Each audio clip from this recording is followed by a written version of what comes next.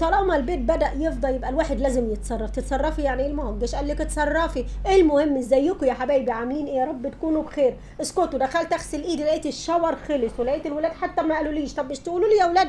قالوا يا ماما ما احنا نسينا نقول لك. تمام، رحت نازله جري كده على طول جايبه كيس شاور جاهز، وقلت ايه اعمله في البيت على السريع كده وما بياخدش مننا حاجه، وعلى فكره ده رخيص وبيرمي معاكي كميه حلوه مش وحشه. تمام، وبيقضي الغرض لو انت في اخر الشهر كده زيه وفلست الحمد لله وجيوبك فضيت. يلا نقول الحمد لله على كل حال. ماشي يا حبايبي، بس يلا بقى اديني لايك وادوني شير يا حبايبي قلبي، وحشتوني جدا جدا جدا. المهم بدات ان انا اعمل فضيت الكيسين كده على بعض، واحد بيبقى بودر وواحد بيبقى زي المعجون كده. ماشي، بتحط له كام؟ حوالي 3 لتر ميه او 4. لو انت عايزاه تقيل وحلو كده ما تزوديش ميه. ماشي، بس اهم حاجه ان انت مش بتحطي الميه كلها ورا بعض، بتحطي لتر وتقلبي، تحطي لتر وتقلبي زي ما انت شايفه كده، زي ما انت شايفاني كده بعمل كده. تمام، يعني حبه حبه. ليه؟ لانك لو حطيتيه كله هيفصل معاكي ومش هيبقى حلو. عايزه اقول لك ان هو والله كويس وشغال معاكي طالما يعني ايه الفلوس خلصت وكده، لان الشهر الثاني غالي، فده بيأدي الغرض يعني ما بيقولش لا. المهم عملته زي ما انتم شايفين كده حبايبي، وبدات ان انا ايه اعبيه في الازايز بتاعتي.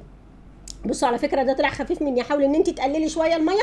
انا حطيت حوالي 4 لتر ميه، نسيت والله، هو المفروض كان مكتوب على الكيس يعني، فنسيت وحطيت ميه بزياده لاني كنت مشغوله جدا ولسه عايزه اعمل غدا ولسه عايزه شويه حاجات كده. المهم يعني فالمهم ايه بدات بقى ان انا اعمل غدا، خلصت موضوع الشاور ده وخلصت منه لان طبعا عارفين ان هو مهم وكده. بدات ان انا اجيب ايه بصلايه كده ورحت حمراها في الزيت، محمراها في الزيت زي ما انتم شايفين، وحمرتها قوي قوي قوي. طب ليه يا منى؟ لان هعمل رز صياديه يا بنات. لما بتعملوا رز صياديه حاولي ان انت تغمقيه سنه كده بيبقى حلو قوي. احيانا بحب اغمقه واحيانا دي على فكره يعني بتبقى حاله نفسيه زي ما انتم شايفين كده، احيانا احب اغمقه واحيانا ما احبش اغمقه قوي صراحه يعني. المهم رحت مقلباهم كده تقليبه حلوه ومحمره البصله تحميره، وحطيت كوبايه ميه. انا كنت عامله كوبايه واحده. طب ليه يا منى كوبايه واحده؟ لان ولادي عندي لا بيحبوا الرز الصياديه ولا السمك، بعيد عنكم مش عايزه اقول لكم يعني ولادي مجننيني والله.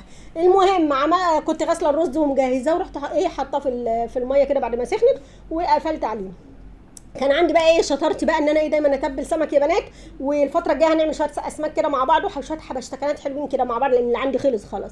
المهم كنت متبله السمك وحطاه في الثلاجه حتى بالثوم بكل حاجه، وكنت هنا مجهزه ايه جهزت طاسه الزيت اهي زي ما انتم شايفين، وجهزت بوله فيها ميه وشويه كركم وبسم الله الرحمن الرحيم، بسم الله الرحمن الرحيم، وشويه ملح وكده يعني. المهم حطيته في الزيت كده هيديكي لون ذهبي حلو قوي. الكركم بيفرق معاكي قوي لو حطيتيه في الميه بتاعه السمك بحيث ان هو ايه يطلع معاكي مقرمش وحلو كده زي ما انتم شايفين كده حبايبي. السمك طلع تحفه ومقرمش وجميل ولونه ذهبي وحلو قوي. قلت بقى ادوق، ما هو ما بدهاش بقى بدي ادوق، وانا اللي ما هو اصل بصوا طباخ السمي بيدوق يا جماعه والله، وانا كنت جعانه وميته من الجوع. بس عايزه اقول لك ان الرز كان طعمه تحفه ومفلفل وجميل، والسمك بصي قلبه ابيض وجميل وتحفه ازاي ومستوي وجوسي وحلو. بصي مش عايزه اقول لك السمكه كلها على بعضها كانت جميله.